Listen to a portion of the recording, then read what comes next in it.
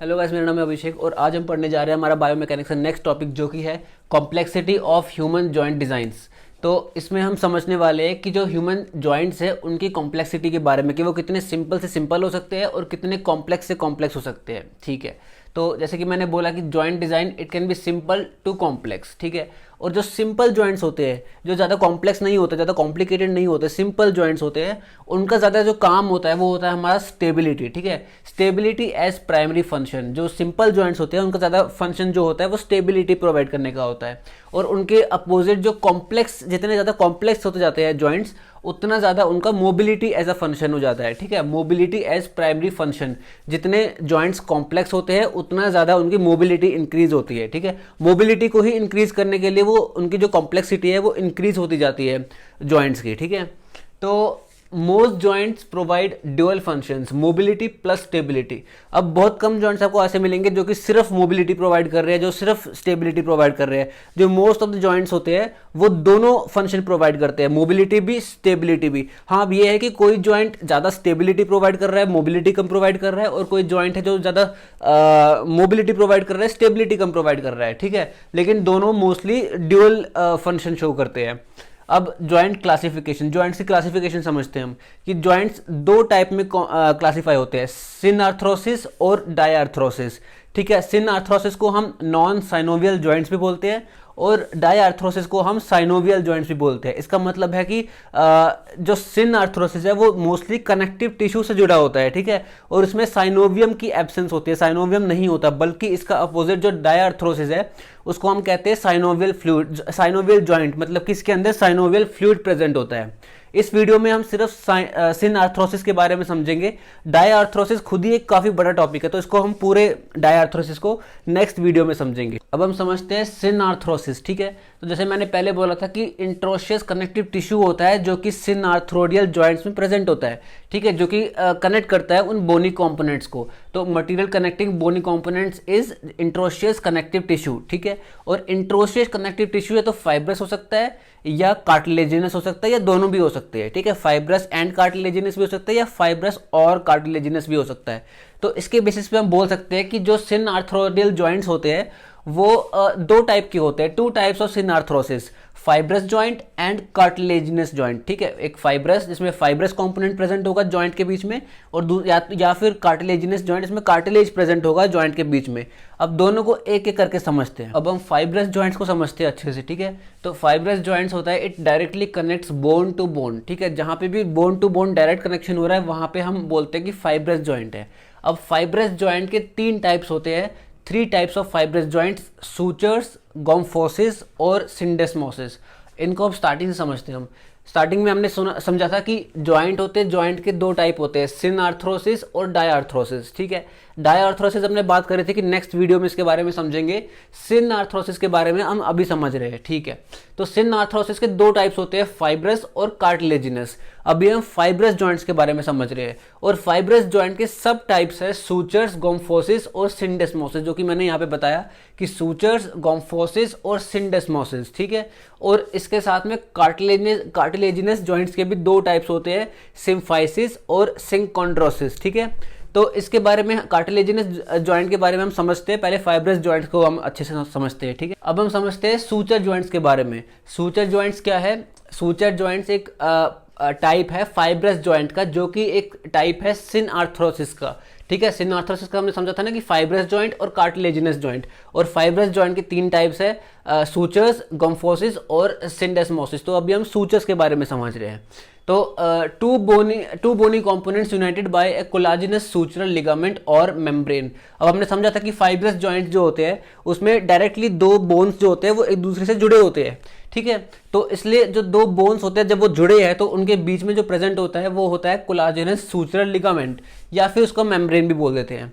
तो bony ends are shaped so that they interlock on overlap each other. ठीक है, तो मतलब कि बोनी जो बोन्स है, बोनी स्ट्रक्चर्स जो है जो एक दूसरे के साथ जुड़े हुए हैं, तो इसलिए उनकी शेप इस तरह से बनी होती है कि वो जैसे जिगसॉ पजल होता है ना, उसकी तरह एक दूसरे से वो जुड़ जाते हैं। ठीक है, बिल्कुल इंटरलॉक हो जाते हैं या फिर एक दूसरे को ओवरलैप कर लेते हैं वो।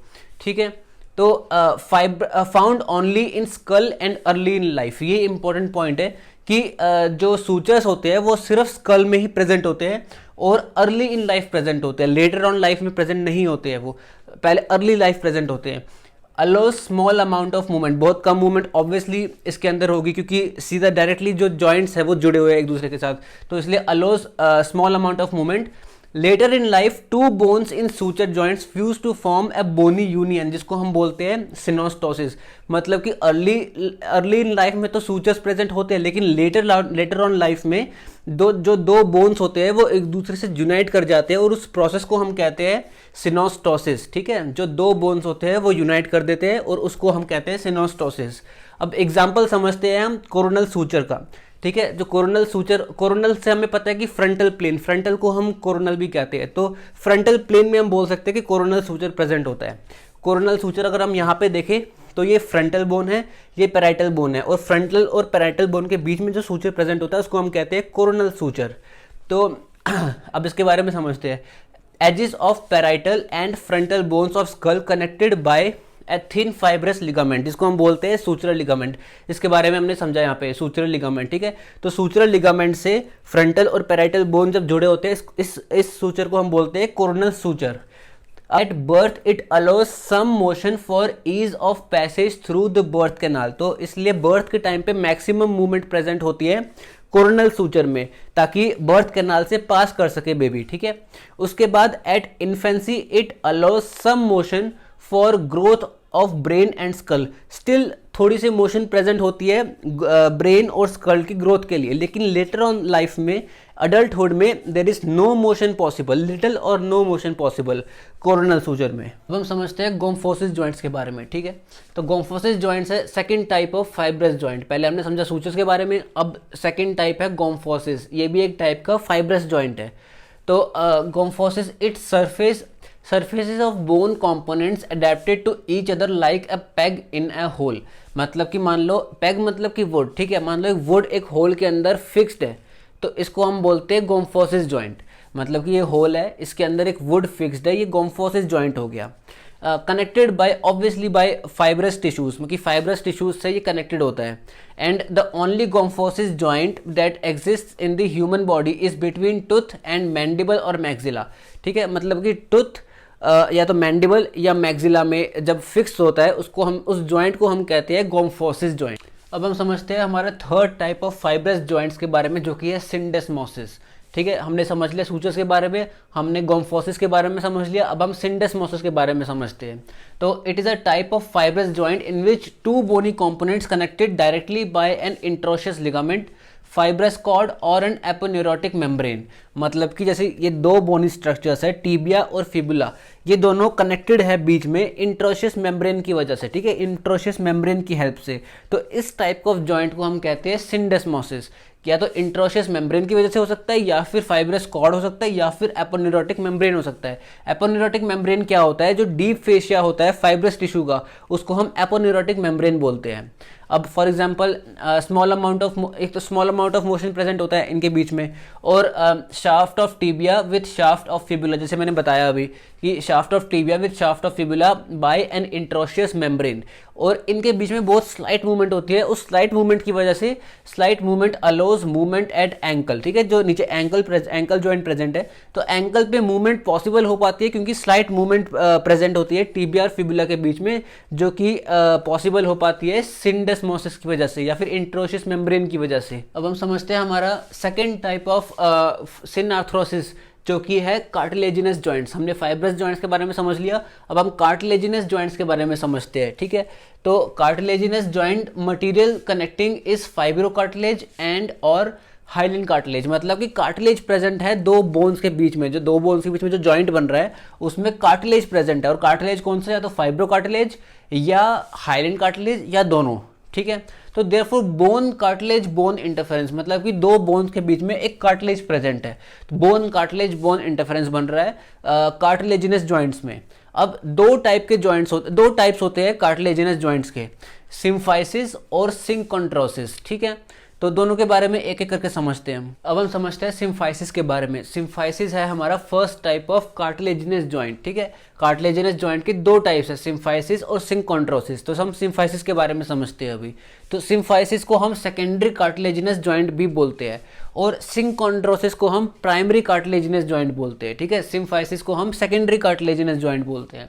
अब ये होता क्या है कि two bony components covered with thin lamina of hyaline cartilage and directly joined by fibrocartilage in the form of disc और pad। मतलब कि दो बोन्स है, उनके बीच में फाइब्रोकार्टिलेज प्रेजेंट होता है। और फाइब्रोकार्टिलेज किस फॉर्म में प्रेजेंट होता है, डिस्क के फॉर्म में या पैड्स के फॉर्म में, ठीक है। तो उसको हम सिम्फाइसिस जॉइंट बोलते हैं। अब इसका एग्जांपल है जैसे इंटरवर्टिब्रल जॉइंट, कि इंटरवर्टिब्रल दो वर्टिब्रा के बीच में जो जॉइंट है वहाँ पे डिस्क प्रेजेंट है, इंटरवर्टिब्रल डिस्क प्रेजेंट होती है, ठीक है। तो उस जॉइंट को हम सिम्फाइसिस जॉइंट बोलेंगे। या दूसरा एग्जाम्पल है कि between manubrium and sternal body, मतलब कि जो स्टर्नम होता है, इसमें जो ऊपर का पार्ट मैन्यूब्रियम होता है, मैन्यूब्रियम और स्टर्नल बॉडी जो होता है, इनके बीच में भी एक डिस्क प्रेजेंट होती है, ठीक है। तो इसलिए वो भी एक सिम्फाइसिस जॉइंट बनाता है। और थर्ड हमारा एग्जांपल है बिटवीन सिम्फाइसिस प्यूबिस इन पेल्विस, कि पेल्विस में जहाँ पे दो प्यूबिस जाके मिलते हैं उनके बीच में भी एक डिस्क प्रेजेंट होती है, तो इसलिए हम उसको सिम्फाइसिस प्यूबिस उस जॉइंट को बोलते हैं, वो भी एक सिम्फाइसिस जॉइंट है।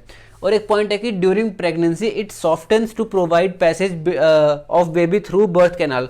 मतलब कि प्रेगनेंसी के टाइम पे ये डिस्क है सिम्फाइसिस प्यूबिस में जो प्रेजेंट होता है वो सॉफ्ट हो जाती है, ताकि जो बेबी का जो पैसेज है बर्थ कैनाल से वो इजी हो सके। अब हम समझते हैं हमारे second type of cartilaginous joint के बारे में, जो कि है सिंकॉन्ड्रोसिस।